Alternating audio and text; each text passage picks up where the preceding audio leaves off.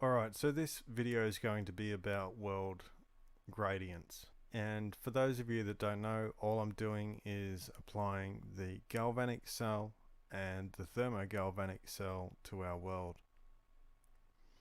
We have four basic components for the galvanic cell: the anode, which is the negative pole, the cathode, which is the positive pole, and the oceans, which are electrolyte, also the atmospheric electrolyte, and the salt bridge, which is the earth. In the galvanic cell, energy moves from the anode to the cathode. So in this case, the anode, being the moon, transfers energy towards the sun. Now, since we are dealing with polarity, we can look at the sun and the moon as two opposites. One has an endothermic, means drawing in of heat, and one has an exothermic, which is a radiating of heat through chemical reaction. So the moon being cold and the sun being hot, we have a temperature differential. This temperature differential plays into the thermogalvanic cell. The thermogalvanic cell produces energy by this differential in temperature. Again, it moves from anode to cathode, from cold to hot. So we have a gradient of temperature. We also have a differential in voltage and current. So for the anode side, we have a higher voltage and a higher resistance.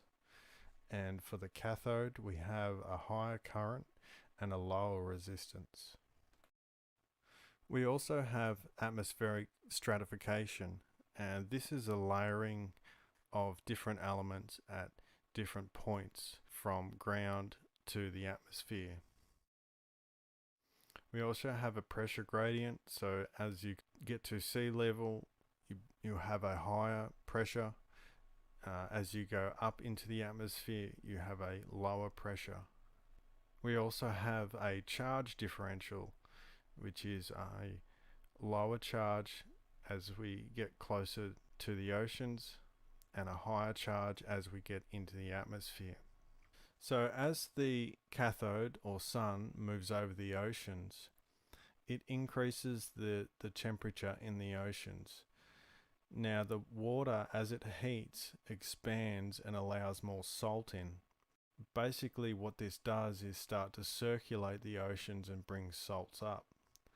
And we're also increasing its temperature, increasing its energy, and helping it release these gases from the oceans.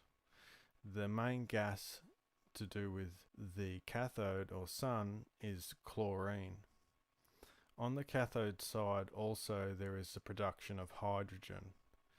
So it's hydrogen, chlorine and sulfates that are the combination for that positive side. On the negative side we have the cooling of the moon and this condensing effect. So it's acting like a distillation and condensing and refining elements. So on the anode side we have the nitrates, the oxygen and the sulfates. They are the main three. The sulfates are mainly derived from volcanic activity, but also can be found in the oceans. The salt bridge, or earth in this case, is neutral. Through it, it has the movement of waters and salts, and I've labelled this the ionic flow of aquifers. We also get high amounts of potassium nitrate from these aquifers. The salt bridge in the galvanic cell is where there is positive and negative elements coming together to form neutrality.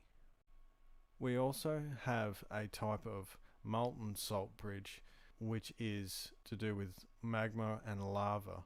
I hope you have enjoyed this basic overview, and thanks for watching.